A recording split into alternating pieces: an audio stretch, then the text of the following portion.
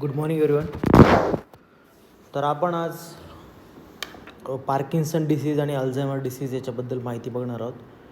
याच्यामध्ये आपण कवर करणार आहेत की पार्किन्सन डिसीज म्हणजे काय, त्याचे कॉजेस काय आहेत, म्हणजे कशामुळे तो होतो, त्यानंतर त्याचे सिम्पटम्स काय आहेत, म्हणजे काय काय त्याच्यामध्ये साईन आणि सिम्पटम्स दिसतात. त्यानंतर आपण बघणार आहे त्याचं क्लासिफिकेशन, म्हणजेच कोणकोणते ड्रग्स त्या ट्रीटमेंटमध्ये वापरणार पार्किन्सन्समध्ये. त्यानंतर आपण फार्मेकॉलॉजी ऑफ कार्बिडोपा बघणार आहे, म्हणजेच लिओडोपा कार्बिडोपावर का देणार आहेत. हा क्वेश्चन खूप इम्पॉर्टंट आहे, भरपूर वेळा विचारला जातो. ओके, असा क्वेश्चन येईल की why carbidopa is given in combination with levodopa. Okay, भरपूर वेळा क्वेश्चन आला किंवा फिरून पण विचारला जाईल की कार्बिडोपा हा लिओडोपाबरोबर का देतात. क्वेश्चन फिरून विचारला जाईल. ओके, त्याचं आपण डिस्क्रिप्शन, आन्सर, रिझन आपण त्या ठिकाणी बघणार आहोत. त्यानंतर नेक्स्ट आपण बघणार आहोत की अल्झायमर डिसीज काय आहे, सेम म्हणजे डेफिनेशन बघणार आहोत. त्यानंतर कॉजेस बघणार आहोत. त्यानंतर साईन अँड सिम्पटम्स बघणार आहोत. त्यानंतर आपण बघणार आहोत क्लासिफिकेशन. त्यानंतर आपण बघणार आहोत की का आपण ते ड्रग्स अल्झायमर डिसीजमध्ये यूज करण्याचं मेकॅनिझम ऑफ ॲक्शन आपण त्या ठिकाणी बघणार आहोत. ठीक आहे, एवढा टॉपिक आज आपण कवर करणार आहोत. ठीक आहे, तर पार्किन्सन डिसीज काय असणार आहे. ओके, याला सिम्पल फॉर्ममध्ये आपण म्हणणार आहे PD. ओके, PD भरपूर वेळा विचारताना क्वेश्चन पेपरमध्ये सेमिस्टरला PD असं विचारतात. Okay, right a note on PD. Okay, तर पार्किन्सन डिसीज म्हणजेच PD असणार आहे. ओके, याचा शोध पार्किन्सन ह्या सायंटिस्टने लावला म्हणून त्याला पार्किन्सन डिसीज हे नाव टाकलं आहे. ओके, बघा पार्किन्सन डिसीज काय.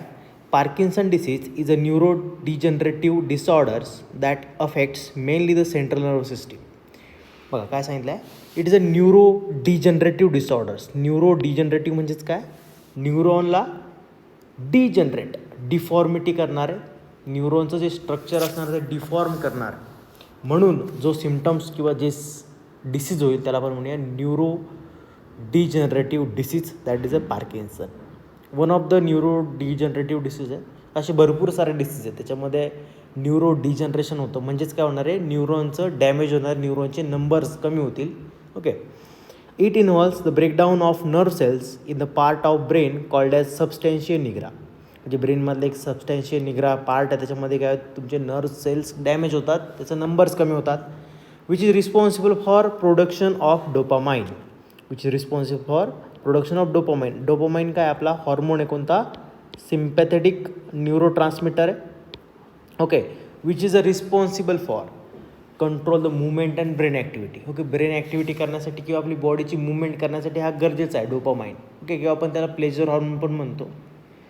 मग हे सबस्टॅन्शिया निग्रामधले जे न्यूरॉन्स असतील ते डॅमेज होणार आहे. त्या न्यूरॉनमध्ये जे ॲक्झॉन्स असतील, ॲक्झॉनमध्ये जे व्हेसिकल्स असतील डोपामाइनचे, ते काय होतील, डिस्ट्रक्ट होऊन जातील आणि डोपामाइनची लेवल त्या ठिकाणी काय होईल, कमी होऊन जाईल. Okay, as dopamine is a chemical messenger that helps to control movement. As dopamine level decrease, it causes irregular brain activity leading to problems with movements and some symptoms like Parkinson disease. Okay, म्हणजे काय होईल, एकतर ब्रेनची activity कमी होईल आणि त्याच्यामुळे काय होईल, ब्रेनमुळे कोऑर्डिनेशन, मुवमेंट, बॉडीची मुवमेंट व्यवस्थित करता येणार नाही बॉडीला.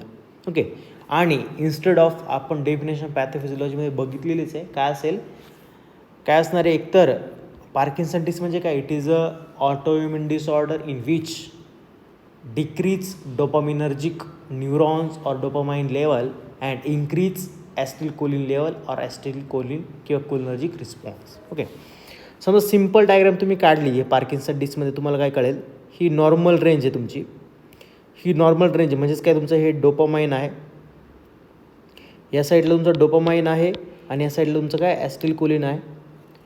हे नॉर्मल स्टेजला आहेत, म्हणजे एकदम इक्विलिब्रियम किंवा बॅलन्स त्या ठिकाणी आहे.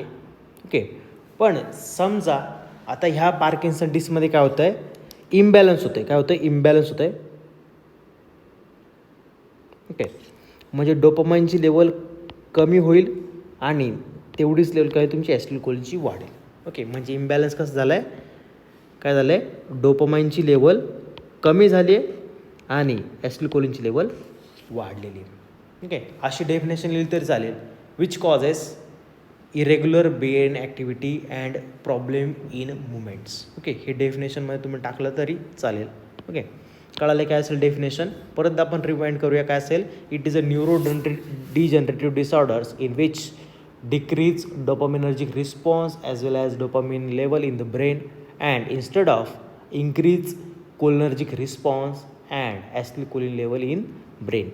Okay, which causes irregular brain activity and problems in the movement. ठीक आहे, एवढे काय त्याचं डेफिनेशन असणार आहे. आपण ती डायग्राम काढली ती पण तुम्ही लिहू शकता किंवा सबस्टेन्शिया नेग्रा हा पण पार्ट त्या ठिकाणी लिहू शकता. ओके, इन्क्लूड करू शकता डेफिनेशनमध्ये. आता आपण बघूया कॉजेस, कशामुळे पार्किन्सन डिसीज त्या ठिकाणी होत असतो. बघा, the exact cause of Parkinson disease is unknown. म्हणजे ॲक्च्युअल पार्किन्सन डिसीज बघितलं तर त्याचं कारण आपल्याला माहिती नाही आहे.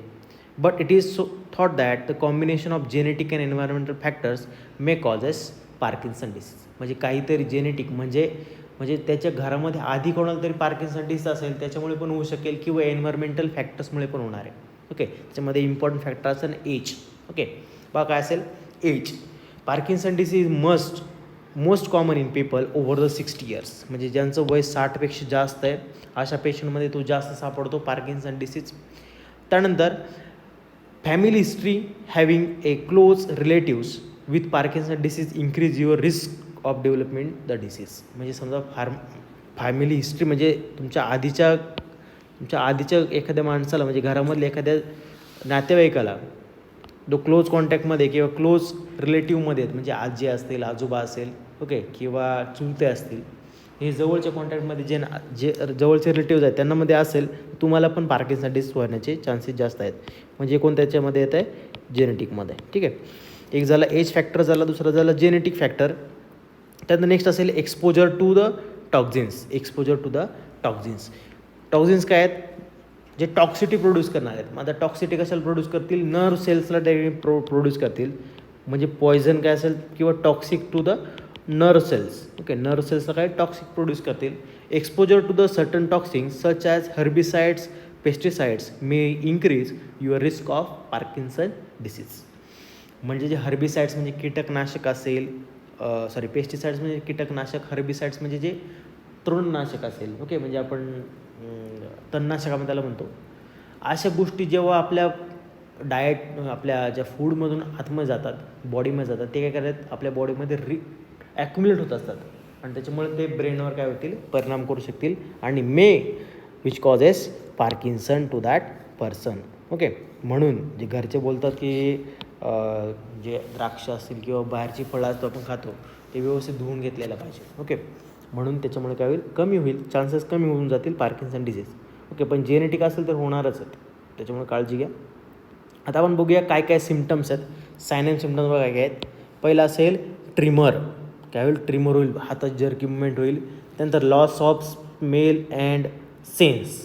म्हणजेच काय होईल, नर्व डॅमेज झाल्यामुळे पेरिफरल नर्व डॅमेज झाले असतील तर त्याच्यामुळे काय होईल त्या ठिकाणी तुम्हाला स्मेल आणि टेस्ट किंवा अजून काही सेन्स असतील ते काय होईल कमी होऊन जातील. त्यानंतर mask like facial expression. Mask like, what is mask like, म्हणजे कोणत्या प्रकारचे फेशियल एक्सप्रेशन दिसणार नाहीत. ओके, तोंडावर एक्सप्रेशन आपण दाखवू शकत नाही. त्यानंतर ट्रबल स्वॅल्विंग, घशामध्ये आपण गिळू शकणार नाही, त्यालाच आपण म्हणूया डिस्फॅजिया. फॅजिया म्हणजे काय असेल, गिळणे. डिस मीन्स डिस्टर्बन्स. त्यानंतर अनेबल किंवा अनस्टेबल पोश्चर, म्हणजे व्यवस्थित बॉडी मुवमेंट असेल ती होणार नाही.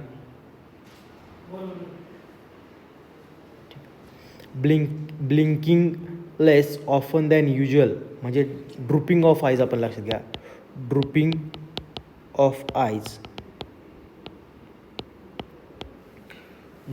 आईज म्हणजे आयलिड्स कधी पण ड्रॉप होतील, त्या ओपन करता येणार नाही किंवा हाफ ओपन राहतील. ठीक आहे. स्लोड मुवमेंट, म्हणजे मुवमेंट स्लो होऊन जाईल, त्याला आपण डिस्कायनेशिया पण म्हणूया. डिस्कायनेशिया म्हणजे काय, कायनेशिया म्हणजे मुवमेंट, डिस म्हणजे डिस्टर्बन्स, मुवमेंट होणार नाही व्यवस्थित. त्यानंतर रिजिड ऑफ स्टिफनेस, म्हणजे मुवमेंट व्यवस्थित होणार नाही, हातपाय वळणार नाहीत. कॉन्स्टिपेशन होईल कारण त्या ठिकाणी काय झालं आहे, ॲक्टिव्हिटी कमी झाली आहे. ओके. त्यानंतर रेस्टलेसनेस लेग सिंड्रोम, म्हणजे पायाची जळजळ होईल किंवा एक्स्ट्रा सलायवेशन होईल, विच इज कॉल्ड ॲज ड्रुपिंग.